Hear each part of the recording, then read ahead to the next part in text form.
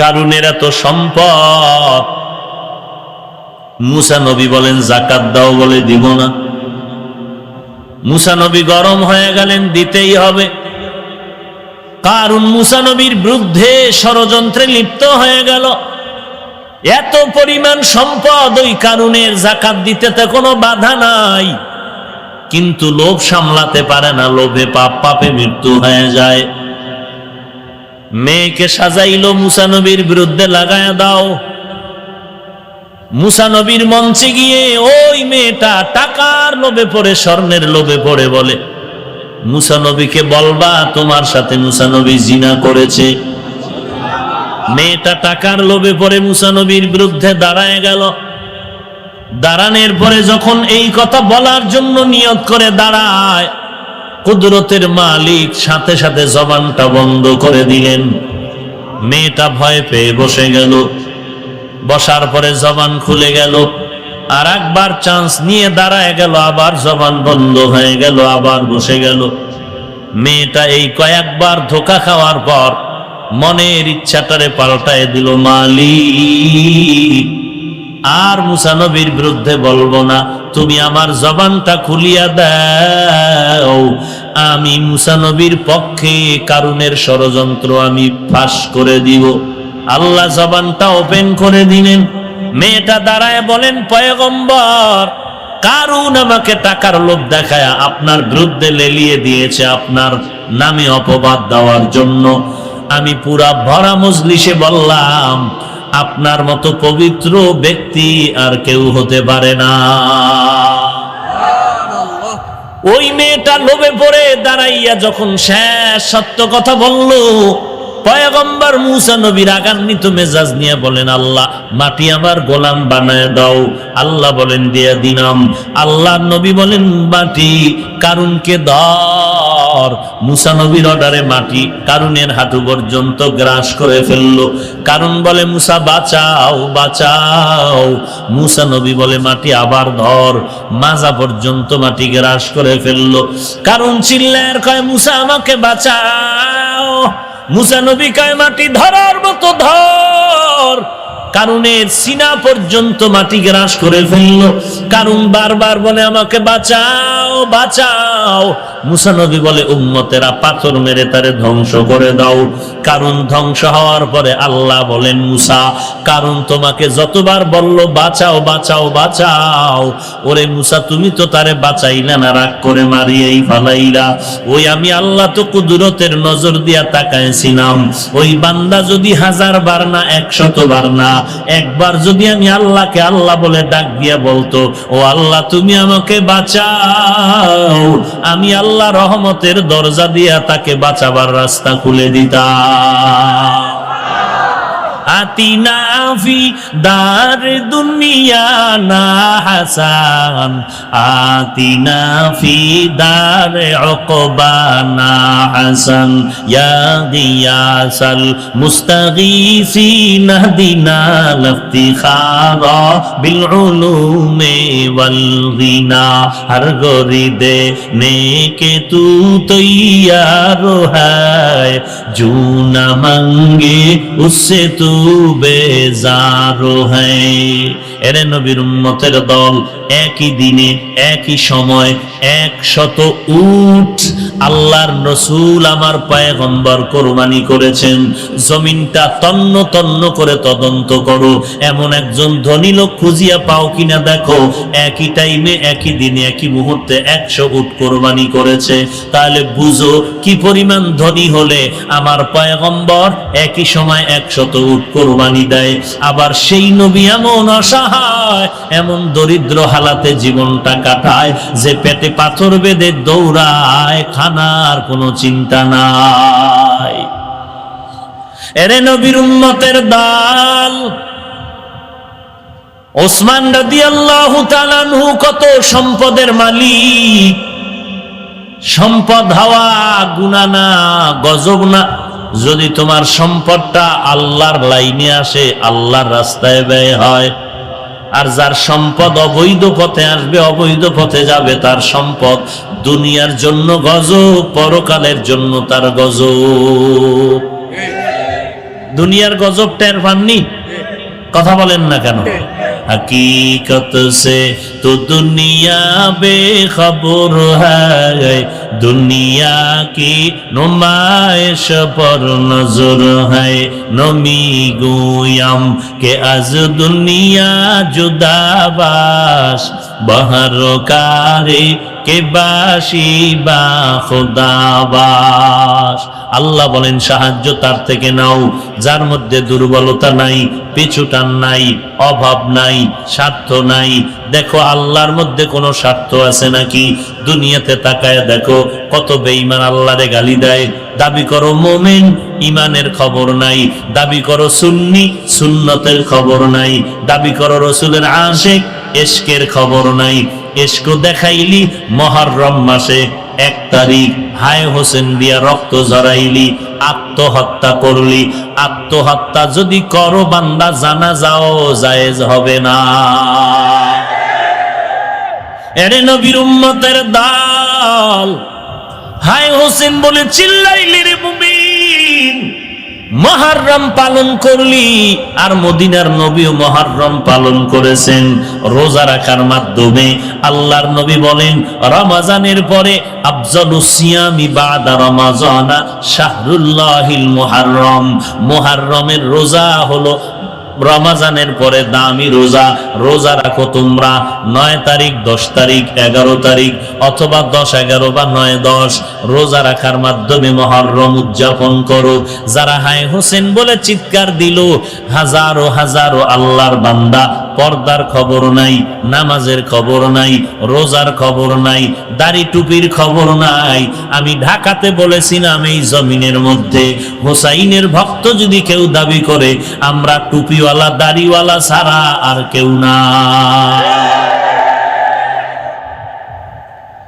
এরে নবীর উম্মতের দল, আবার সামনে আসতেছে রবিউল আউয়াল। ওই দিন কতই না কোদা কুদবি, রাস্তায় স্লোগান আর মিছিল আর র্যালি বের করবি, অথচ দাড়ির খবর নাই, টুপির খবর নাই, পর্দার খবর নাই। ওরে সুন্নি দাবি করা তার জন্য শোভা পায় যার আঙ্গুলের নখগুলো নবীর সুন্নতের বাহিরে নাই, যার দাড়িগুলো নবীর তরিকার বাইরে নাই, যে নবীর সুন্নতের দস্তারখান ছাড়া খানা খায় না, যেই বান্দা নবীর সুন্নত ছাড়া জুতা পরে না, সুন্নত তরিকা ছাড়া বাথরুমে যায় না, সুন্নত তরিকা ছাড়া বের হয় না। নবীর সুন্নত যে যত পরিমাণ আমল করবে এ হবে আসল সুন্নি। যার মধ্যে সুন্নত নাই ও যদি সুন্নি দাবি করে টাটকা বাটপার। এরে নবীর উম্মতের দল, এরে নবীর আশিক, বল তুই কেমন নবীর উম্মত? তোর নবী কি দুর্বল নবী? তুই কোন নবী মানো? তোর নবী কি দুর্বল? তোর নবীর আদর্শ কি পচা? যদি বলো না না, তোর নবীর আদর্শ কেমন? তোর নবীর আদর্শ দিয়া দুনিয়াতে চ্যালেঞ্জ করবি, দুনিয়ার সব আদর্শগুলো না পাক, আমার মদিনার নবীর আদর্শই হলো পাক।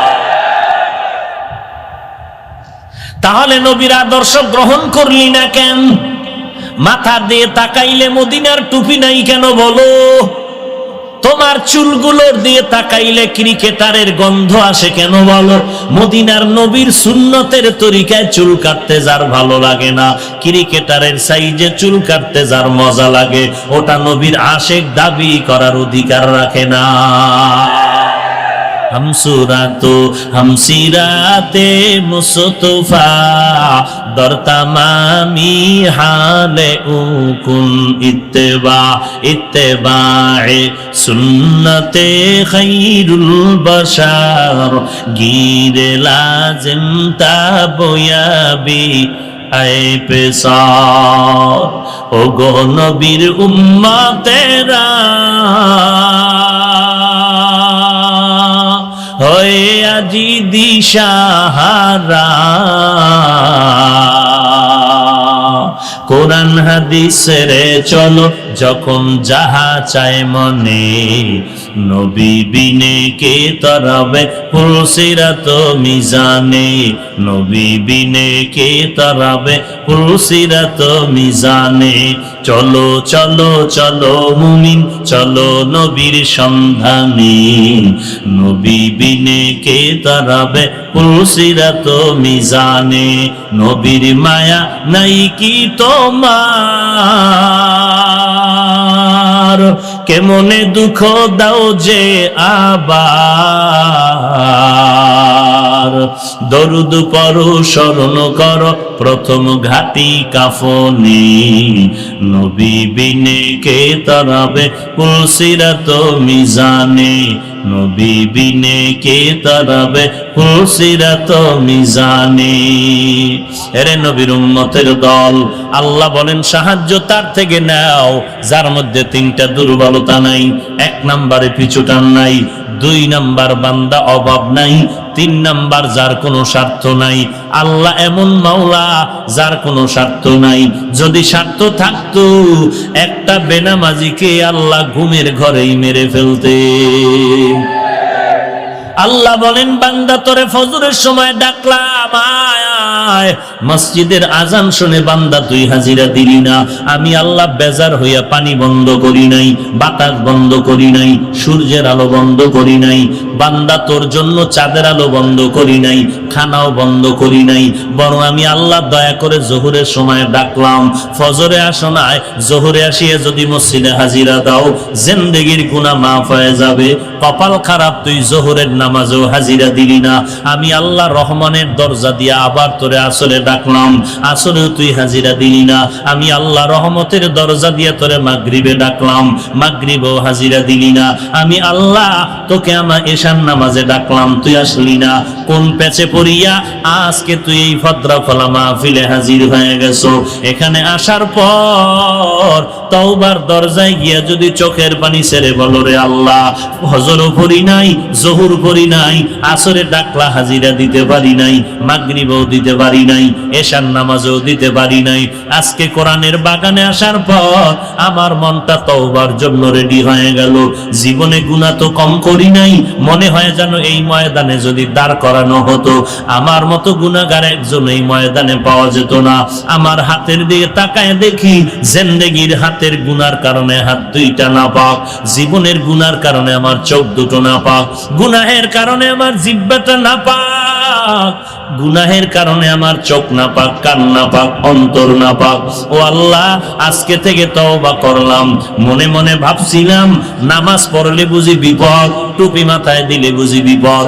মনে মনে ভাবছিলাম মাদ্রাসায় পড়লে বিপদ, মাদ্রাসায় পড়লে অশান্তি, লম্বা জামা পড়লে অশান্তি। মনে মনে ভাবছিলাম যদি দাড়িটা লম্বা করি স্বাধীনতা নষ্ট হয়ে যাবে, যদি মাদ্রাসায় পড়ি না খেয়ে মরতে হবে। কিন্তু হুজুরদের বয়ান শুনে যেটা বুঝতে পারলাম, তারা তো টুপি মাথায় দিল, দাড়িটা রাখলো, কোরআন পড়লো, মাদ্রাসায় পড়লো, এদের সার্টিফিকেট দুর্বল, এদের চাকরি তেমন নাই। কিন্তু দেখা যায় আমরা যেমন 3 বেলা খাই হুজুরেরাও তো 3 বেলা খায়, আমরা যেমন ঘুমাই টুপিওয়ালারাও ঘুমায়, আমরা যেমন বাজার করি কোরআনওয়ালারাও বাজার করে, আমরা যেমন বিবাহ শাদী করি কোরআনওয়ালারাও বিবাহ শাদী করেছে, আমরা যেমন ঘোরাফেরা করি সফর করি কোরআনওয়ালারাও সফর করে। অতএব চিন্তা করে দেখলাম মাঝখানে টুপি মাথায় না দিয়ে আসলে এই জিন্দেগি নষ্ট করতেছি। দাড়িটা না রাখার কারণে জিন্দেগি নষ্ট হচ্ছে। শুধু হুজুর না, আমার মতো ইংরেজি পড়ুয়া বহু যুবক স্কুল কলেজে পড়িয়াও নামাজ বাদ দেয় না, অভাব নাই। আমার মতো যুবক র্যাব আর্মি পুলিশ বিডিআরের চাকরি করিয়াও নামাজ বাদ দেয় না, অভাব নাই। আমার মতো যুবক সন্তান কোটি টাকার মালিক, ব্যবসা করে 1 টাকাও হারাম খায় না, অভাব নাই। আমার মতো যুবকেরা রাস্তায় গাড়ি চালায়, ড্রাইভারি করে, নামাজ বাদ দেয় না, অভাব নাই। আমার মতো যুবকেরা ময়দানে কাজ করে, মাঠে চাষাবাদ করে, নামাজ বাদ দেয় না, অভাব নাই। হুজুরদের দিকে তাকাইয়াও দেখলাম তারাই আমাদের থেকে অনেক সম্মানে আর শান্তিতে আছে। মাঝখানে তাকায় দেখলাম আমার মতো বাংলা ইংরেজি পড়নেওয়ালা যুবকরাও আমার লাইনে স্কুল কলেজ ভার্সিটি চাকরি ব্যবসা করিয়াও নবীর তরিকা মতো চলতেছে, মাঝখানে আমি টুপি কেন ছাড়লাম? আসলে আমার শয়তানে ধোকা দিয়ে আমাকে টুপির থেকে ফিরায় রাখলো। আমি যে নামাজ পড়ি না, আসলে এটা আমার মনের শয়তানের ধোকায় পড়েছি। আমি যে আজান শুনিয়া নামাজে যাই না, মূলত শয়তান আমাকে ধোকা দিয়া রাখছে। আজকের এই কোরআনের বাগানে আল্লাহ তওবা করতে চাই, গলায় চুরি আসবে মরে যাব, আর নামাজ ছাড়বো না, বেপরদায় চলবো না, মা বাবাকে কষ্ট দিব না, আলেম ওলামাদের বিরোধিতা করব না, আর কোনোদিন জবান দ্বারা গালাগালি করব না, সহিভাবে কোরআনটা শিখবো, 5 বেলার নামাজ ঠিক মতো আদায় করব, উস্তাদের সাথে ভালো ব্যবহার করব, জবান দিয়া মিথ্যা কথা বলবো না, হাত দিয়া গুনাহ করব না, চোখ দিয়া গুনার জিনিস দেখবো না, কান দিয়া গুনার কোনো আওয়াজ শুনবো না। ও আল্লাহ, আমি নিয়তটা করেছি, কিন্তু তুমি তৌফিক না দিলে আমি পারবো না, কারণ আমি বড় দুর্বল। বারবার শয়তান আমাকে ধোঁকা দেয় গুনার দিকে নেওয়ার জন্য। আজকে তুমি আমাকে তৌফিক দাও, আমি আজকে থেকে তওবার নিয়ত করলাম। ও আল্লাহ, আর তোমার তরিকা নবীর তরিকা ছাড়া চলবো না। তুমি তৌফিক দিলে আমার দ্বারাই তওবার উপরে চলা সম্ভব। তুমি আমাকে তৌফিক দাও, আর মা বাবাকে কষ্ট দিব না, দেশের বিরুদ্ধে জাতির বিরুদ্ধে ষড়যন্ত্র করব না। এমন পাক্কা নিয়ত যদি বিবেকের জিজ্ঞাসা করে করতে পারো, গলায় চুরি আসবে মরে যাবি, তারপরও বান্দা তুই আল্লাহর নবীর তরিকার বাইরে চলবি না। কারণ দুনিয়াতে তুই টুপি বাদ দিয়া, দাড়ি বাদ দিয়া, নামাজ বাদ দিয়া কার পেছনে ঘুরো, ওই বান্দাও কিন্তু আল্লাহর গোলাম। ওই বান্দা তোরে রিজিক দেয় না, রিজিক দেয় কে? ওই বান্দা তোরে সম্মান দেয় না, সম্মান কে দেয়? যদি ওই বান্দা তোরে সম্মান দিত, তাহলে ওই বান্দারে পুলিশে আটকাইতে পারতো না। ওরে বান্দা, ভালো করে চিনে রাখ, বুঝিয়া লা, কে তোরে রিজিক দেয়, কে তোরে সম্মান দেয়? দুনিয়ার কেউ না, রিজিক দেয় আমার আল্লাহ, হায়াত দিনেওয়ালা আল্লাহ, সম্মান দেনেওয়ালা আল্লাহ। আল্লাহ পাক রব্বুল আলামিন সম্মান দিবে। অতএব আল্লাহর কাছে ফিরে যাও, দুনিয়ার ধান্দার থেকে ফিরে যাও, নবীর তরিকাটাকে নিজের জীবনের গলার মালা বানায় নাও, আল্লাহর মহব্বত নিয়ে তওবা করো। ও মালিক, আজকে থেকে আর 5 বেলার নামাজ ছাড়বো না, আজকে থেকে গুনাহের পথে যাব না। সবার কপালে তওবা নসিব হবে না, সবাই জান্নাতও পাবে না। আল্লাহ যাকে কবুল করবেন সেই বান্দা তওবার জন্য রেডি হয়ে যাবে, চোখের পানি ছেড়ে কাঁদবে, আল্লাহ আর গুনাহের পথে যাব না। কারণ কোরআন সত্য, হাদিস সত্য। গুনাহগারের জন্য কবরে আযাব হবে, তাও সত্য। হাসরের ময়দানে গুনাহগারের জন্য আযাব হবে, কথাটাও সত্য। আমি ওই আযাব সহ্য করতে পারবো না। ও আল্লাহ, তুমি আমার তওবা কবুল করে নাও। ওয়ালাকাদ কাররামনা বানি আদম ওয়া হামালনাহুম ফিল বাররি ওয়াল বাহরি ওয়া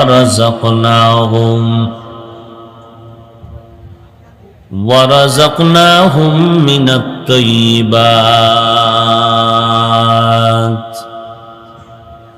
وفضلناهم على كثير ممن خلقنا تفضيلا। আল্লাহ পাক ইনসান মানব জাতিকে সৃষ্টির শ্রেষ্ঠত্ব দান করেছেন আওলাদে আদম যারা, অর্থাৎ আল্লাহর কাছে এরা বেশি প্রিয়, বেশি দামি। যে যার কাছে যত বেশি প্রিয়, যত দামি, সে তাকে বিভিন্নভাবে যাচাই বাছাই পরীক্ষা করে। দুনিয়াতে সবাই কেউ কারো হতে গেলে পরীক্ষার মাধ্যমে যাচাই করে সে আমার না অন্য কারো। যেহেতু মানুষ আল্লাহর কাছে দামি, এজন্য আল্লাহ মানুষকে একটু কঠিন পরীক্ষা করবেন। কিন্তু এই পরীক্ষায় বান্দা তার শক্তি দ্বারা পাশ করার যোগ্যতা নেই, কারণ মানুষ সর্বশ্রেষ্ঠ হলেও সৃষ্টির দিক থেকে তারা দুর্বল।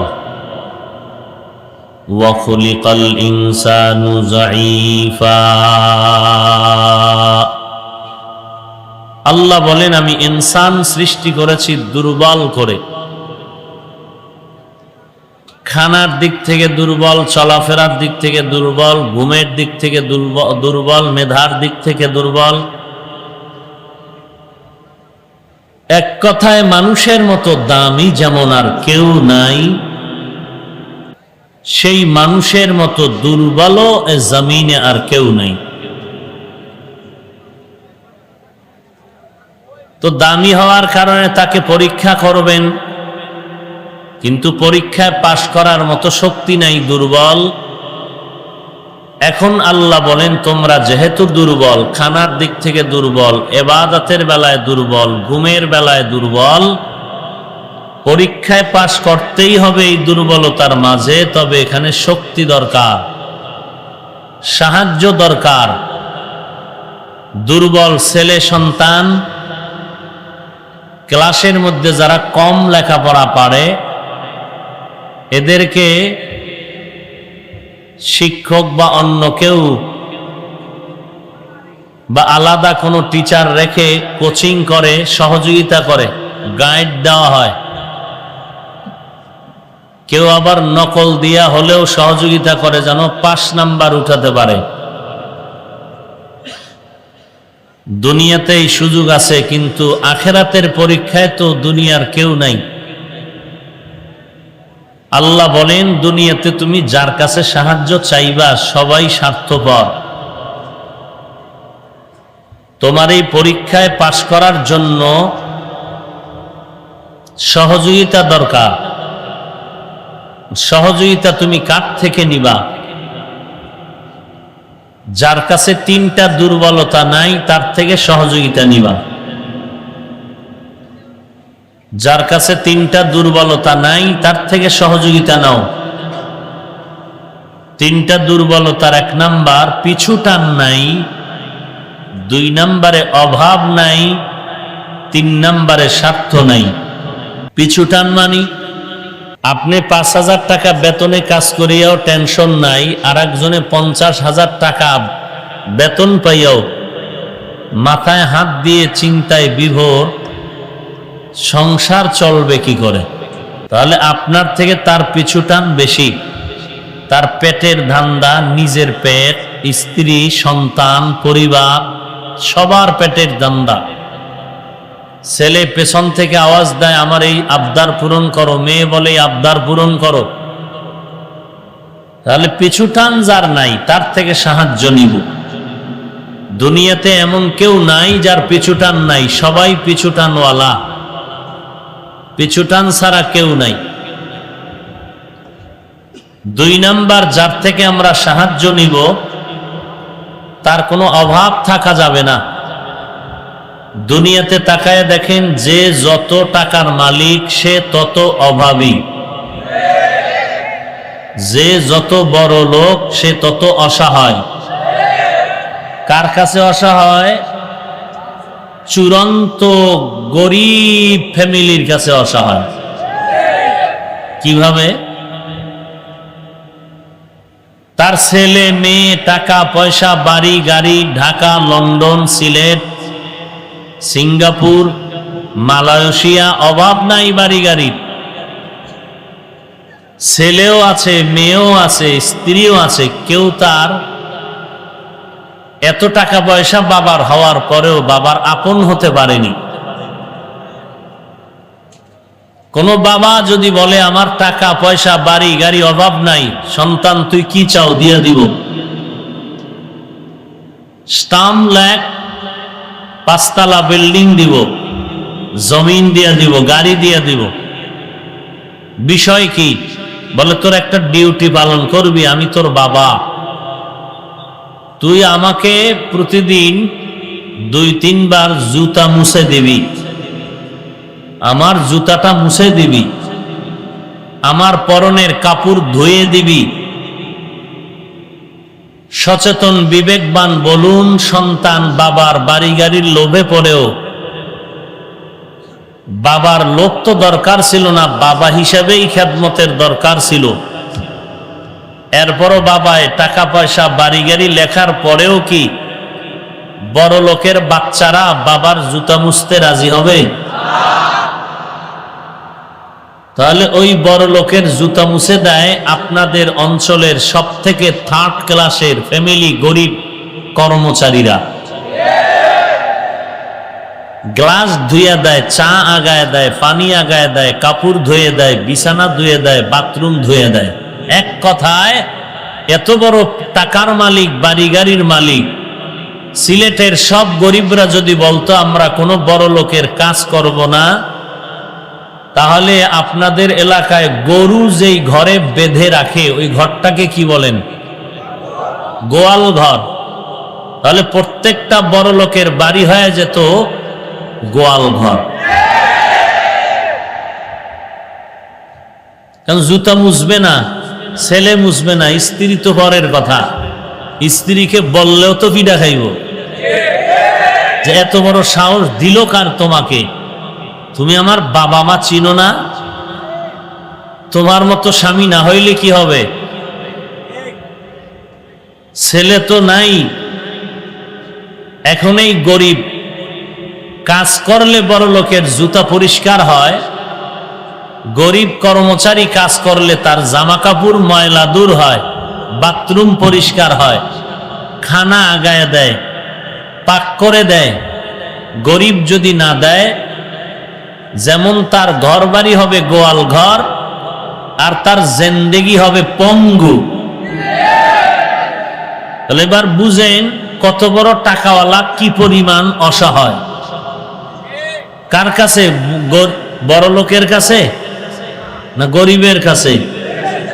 কিন্তু কামডা করে কি? নিমক হারামি।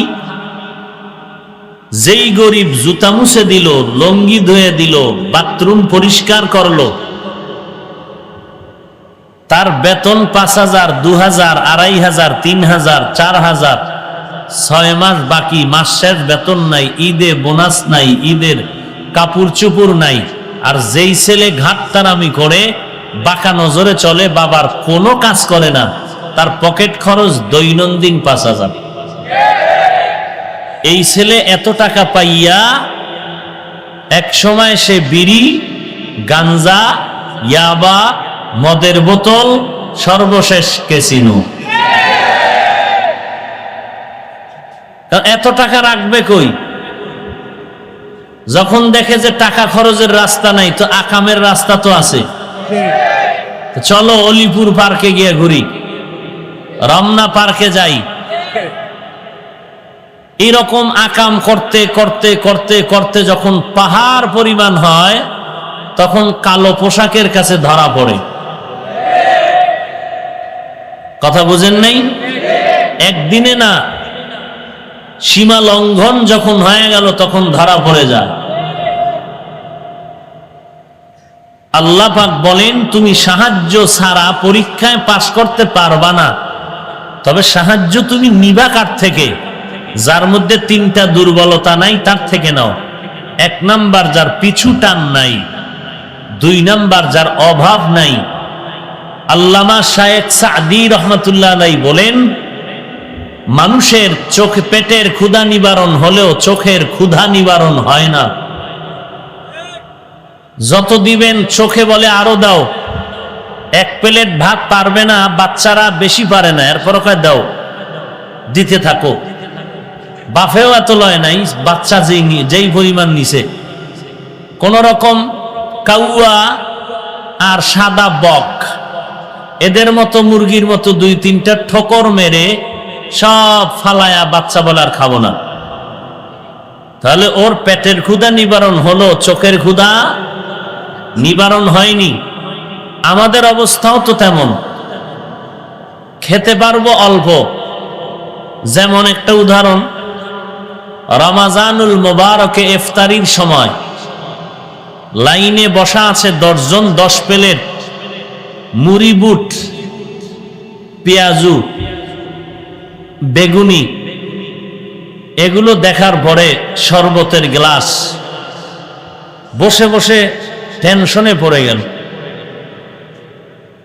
10 জনের যা দিছে আমার একাই তো হচ্ছে না। 2-1 জন উঠে গেলে কি খুশি যে এই প্লেট আমাকেই দাও। বলতে হবে না, টেনে নিয়ে শুরু করে দিবে। মনে হচ্ছে 10 প্লেট সব আমি একাই খেয়ে আরো দরকার হবে। এটা চোখের ক্ষুধা, পেটের নয়।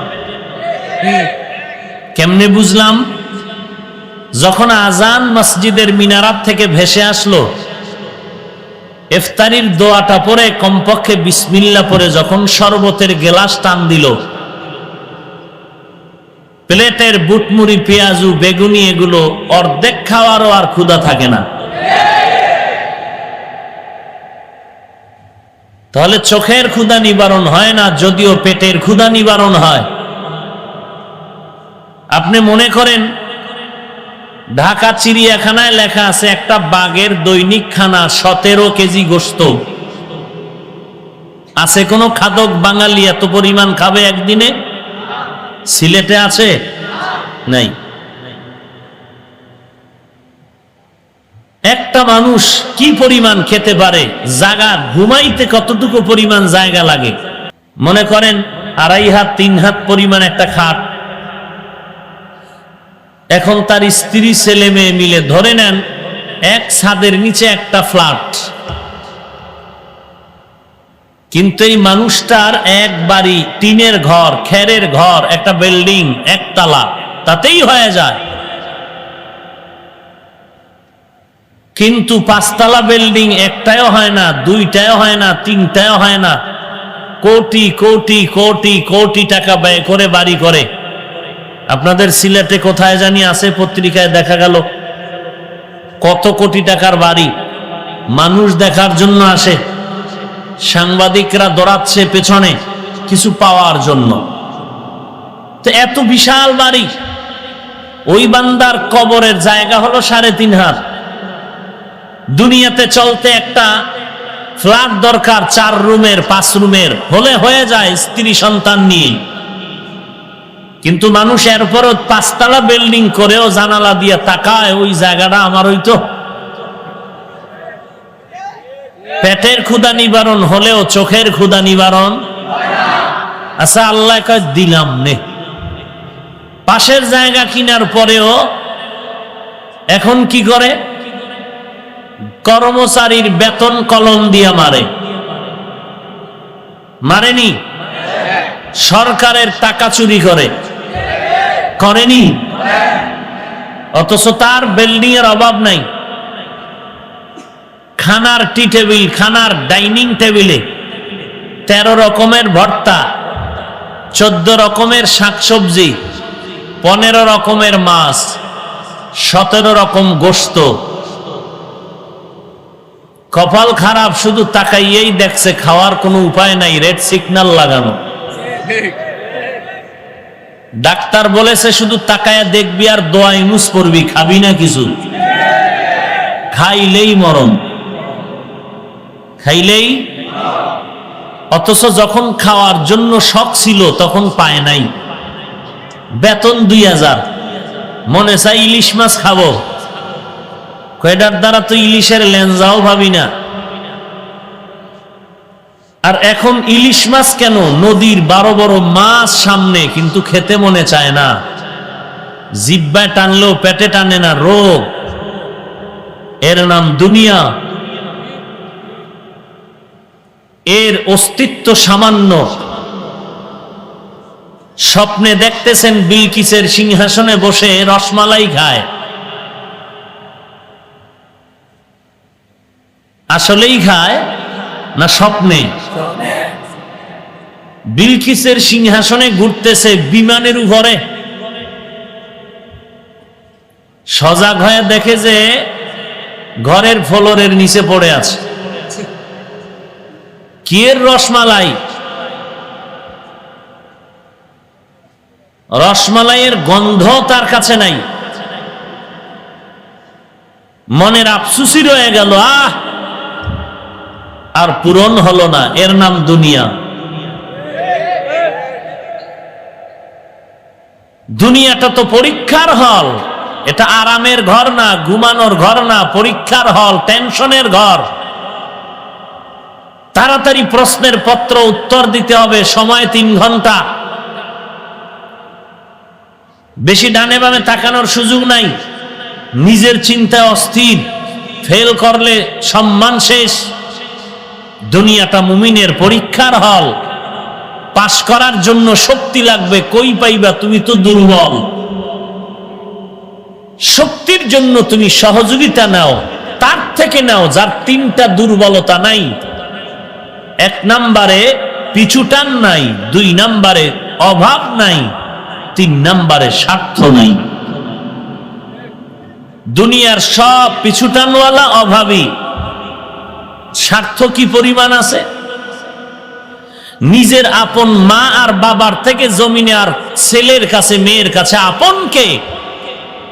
কিন্তু স্বার্থের টানে সেই মা সেই বাবা সন্তানকে হত্যা করে, সেই স্বার্থের টানে সন্তান মা বাবাকে হত্যা করে। দুনিয়ার সব স্বার্থপর, ভাই ভাইকে জবাই করে, শুধু একটু টাকা পয়সার লেনদেনের ঝগড়া। বড় ভাই ছোট ভাইয়ের সাথে তর্ক, তর্কে এক ধমক আর চিৎকার, বাঁশ নিচে হাতে বাড়ি মারবে। লম্বা এক বাঁশ হাতে নিয়ে মাথার উপরে উঠাইয়া যখন ছাড়বে, খেয়াল করতেছেন? বাঁশটা উঠাইছে, ছোট ভাইকে বাড়ি মারবে, এই টাইমে বাঁশ উঁচু করে পেছনে পড়ে গেল, নিজেও পড়ে গেল। মা এসে দেখে আর জিন্দা নাই। এ তো নগদ ঘটনা, তাজা খবর, মিথ্যার কিছু নাই। কিসের বাহাদুরি করেন? টাকার। আপনার থেকে কত পরিমাণ টাকা ছিল কারুনের, হিসাব করেন। কি পরিমাণ সম্পদ ছিল ফেরাউনের, নমরুদের, হামান, সাদ্দাদের। যেই সাদ্দাত আল্লাহর জান্নাতে যাবে না, নিজে জান্নাত বানাইলো। কি পরিমাণ ক্ষমতার মাস্তানি ছিল নমরুদ্দার, যে আল্লাহকেই মেরে ফেলবে। সেই নমরুদকে ধ্বংস করার জন্য আল্লাহর আসমানি কোন বাহিনী লেগেছিল? কি লাগছে? শুধু একটা অসুস্থ মশা, সাথে জুতা মোবারক। সে আল্লাহ নাই? কথা বলেন না কেন? সে আল্লাহকে ভয় করে চলেন। অহংকার পতনের পূর্বাভাস। আমাদের প্রত্যেকেরই সাহায্য দরকার। কোটিপতির যদি দরকার হয়, আমার তো আরো আগে দরকার, তবে সাহায্য নিব তার থেকে যার তিনটা দুর্বলতা নাই, পিছুটান নাই, অভাব নাই, স্বার্থ নাই। এই তিনটা দুর্বলতায় জড়িত গোটা জগতের মানুষ। গভীরভাবে যদি তাকায় দেখে এই তিনটা জিনিস দুর্বলতা নাই, একমাত্র তিনি হলেন আল্লাহ। বলেন, আল্লাহর কোনো পিছুটান আছে? লাম ইয়ালিদ ওয়া লাম ইউলাদ। আল্লাহ কাউকে জন্ম দেন নাই, কাহারো থেকেও জন্ম নেন নাই। আল্লাহর ছেলে নাই, মেয়ে নাই, স্ত্রী নাই, কেউ নাই। তিনি হলেন ওয়াহদাহু লা শারীকা লা। আমার আল্লাহ হলেন আল্লাহুস সামাদ। দুনিয়ার কারো কাছে আল্লাহ মুখাফিক্কি নন, সবাই আল্লাহর কাছে ঠেকা, আল্লাহ কারো কাছে ঠেকা নয়। আল্লাহ কেমন বলেন? লা তাখুযুহু সিনাতু ওয়ালা নাওম। আল্লাহ ঘুম যান না, তন্দ্রাও যান না। আল্লাহ পাক বলেন, আমি কেমন? হুয়াল আউয়াল ওয়াল আখির ওয়াল যাহির ওয়াল বাতিন। আমি আগে, শুরুতে, শেষে, আমার জাহের বাতিন সর্বক্ষেত্রে আমি আল্লাহ একক। আমি আল্লাহর কোনো শরিকদার নাই, পিছে আমাকে বলার মতো কেউ নাই যে আমারটা আগে পূরণ করো। আল্লাহ বলেন, আমি আল্লাহর পিছুটান নাই। 2 নম্বরে আমার অভাব নাই। কারণ দুনিয়ার সব মাখলুকাত হলো ফকির, গরিব, মিসকিন। একমাত্র ধনী হলেন আমার আল্লাহ। ইয়া আইয়ুহান নাস আনতুমুল ফুকারাউ ইলাল্লাহ আল্লাহ ওয়াল্লাহু হুয়াল গানিয়ুল হামিদ।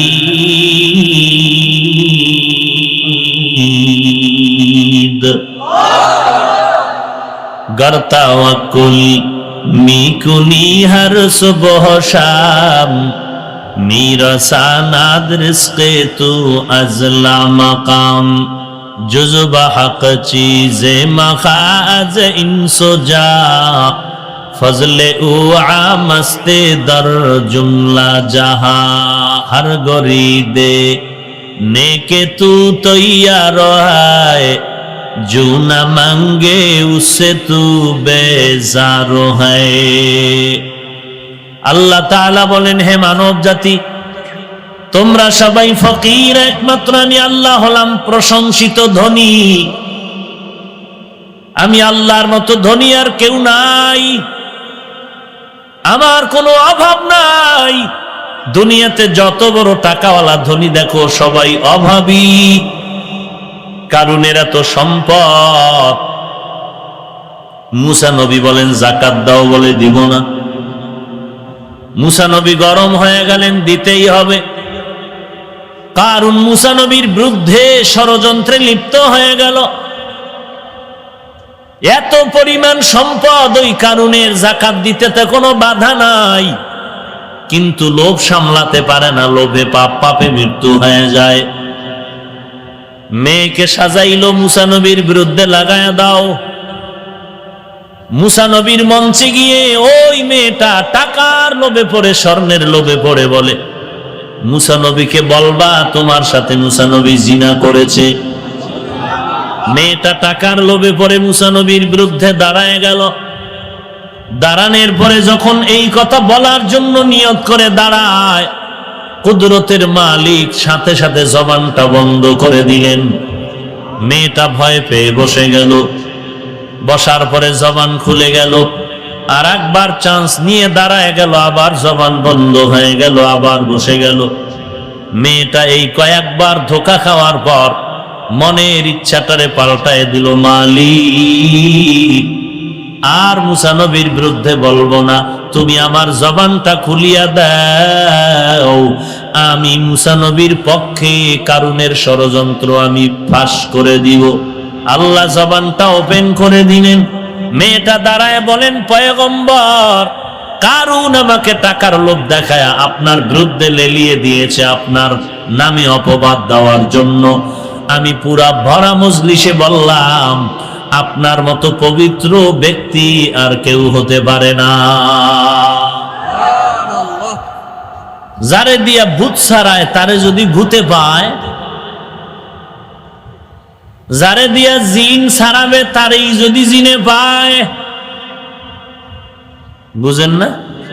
কি বুঝেন? মুরগি কিরে কিনলাম, আমানত রাখলাম শিয়ালের কাছে।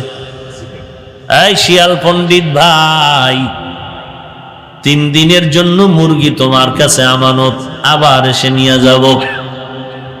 শিয়াল পণ্ডিত বলতে থাকবে, রে মুরগির মালিক, মুরগি এগুলো তো থাকবে না বিসমিল্লাহ ছাড়া, সুযোগ পাইলে তোমারটাও আমি খেয়ে ফেলবো। মুরগি শিয়ালের হাতে আমানত রাখা যেমন বুদ্ধিমানের কাজ, যার নামাজ নাই, রোজা নাই, নবীর সুন্নতের খবর নাই, এর কাছে সুন্নিয়তের চাবি দেওয়াটাও তেমন বোকামির কাজ। নামাজ নাই, রোজা নাই, চেহারা ভাল্লুকের মতো, চুলগুলো উল্লুকের মতো, এ বলে সুন্নি। তুমি নামাজ রোজা বাদ দিয়া সুন্নি হলে বাটপারকে? তুমি নামাজ রোজা নবীর সুন্নাত বাদ দিয়া যদি সুন্নি হতো, বাটপারকে? তুকু যাও সুন্নতে আহমদ কুজা পা মুহাম্মদ कैबुअद निस्बतरा कारे शैता मीकुनी नामत वली गरवली लानो तास्ताए बरवली।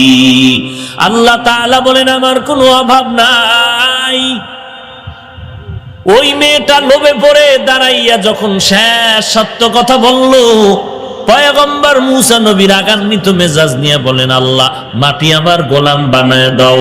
আল্লাহ বলেন, দিয়া দিলাম। আল্লাহ নবী বলেন, মাটি কারুনকে ধর। মুসা নবীর অর্ডারে মাটি কারুনের হাঁটু পর্যন্ত গ্রাস করে ফেললো। কারুন বলে, মুসা বাঁচাও বাঁচাও। মুসা নবী বলে, মাটি আবার ধর। মাজা পর্যন্ত মাটি গ্রাস করে ফেললো। কারুন চিল্লায় কয়, মুসা আমাকে বাঁচাও। মুসা নবী কয়, মাটি ধরার মতো ধর। কারুনের সিনা পর্যন্ত মাটি গ্রাস করে ফেলল। কারুন বারবার বলে, আমাকে বাঁচাও বাঁচাও। মুসা নবী বলে, উম্মতেরা পাথর মেরে তারে ধ্বংস করে দাও। কারুন ধ্বংস হওয়ার পরে আল্লাহ বলেন, মুসা কারুন তোমাকে যতবার বলল বাঁচাও বাঁচাও বাঁচাও, ওরে মুসা তুমি তো তারে বাঁচাইলা না, রাগ করে মারিয়েই ফালাইলা।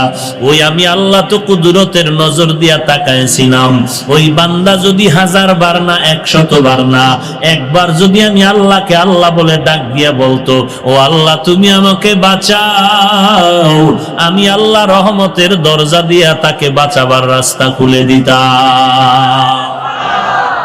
আতিনা ফি দার দুনিয়া না হাসান, আতিনা ফি দার উকবা না হাসান, ইয়া গিয়াসাল মুস্তাগীসিন দিনা লফতিখারা বিল উলুমে ওয়াল গিনা, হর গরিদে নেকে তু তৈয়ার है, जो न मांगे उससे तू বেজারো হ্যায়। এরে নবীর উম্মতের দল, একই দিনে একই সময় 100 উট আল্লাহর রসূল আমার পয়গম্বর কোরবানি করেছেন। জমিনটা তন্ন তন্ন করে তদন্ত করো, এমন একজন ধনী লোক খুঁজিয়া পাও কিনা দেখো, একই টাইমে একই দিনে একই মুহূর্তে 100 উট কোরবানি করেছে। তাহলে বুঝো কি পরিমাণ ধনী হলে আমার পয়গম্বর একই সময় 100 উট কোরবানি দেয়। আবার সেই নবী এমন অসহায়, এমন দরিদ্র হালাতে জীবনটা কাটায় যে পেটে পাথর বেঁধে দৌড়ায়, খানার কোনো চিন্তা নাই। এরে নবীর উম্মতের দল, ওসমান রাদিয়াল্লাহু তাআলা আনহু কত সম্পদের মালিক। সম্পদ হওয়া গুনাহ না, গজব না, যদি তোমার সম্পদটা আল্লাহর লাইনে আসে, আল্লাহর রাস্তায় ব্যয় হয়। আর যার সম্পদ অবৈধ পথে আসবে, অবৈধ পথে যাবে, তার সম্পদ দুনিয়ার জন্য গজব, পরকালের জন্য তার গজব। দুনিয়ার গজব টের পাননি? কথা বলেন না কেন? हकीकत से तो दुनिया बेखबर है, दुनिया की नुमाइश पर नजर है, नमी गोयम के आज दुनिया जुदाबाश, बहर कारे কে বাসি বা খোদাবাস। আল্লাহ বলেন সাহায্য তার থেকে নাও যার মধ্যে দুর্বলতা নাই, পিছুটান নাই।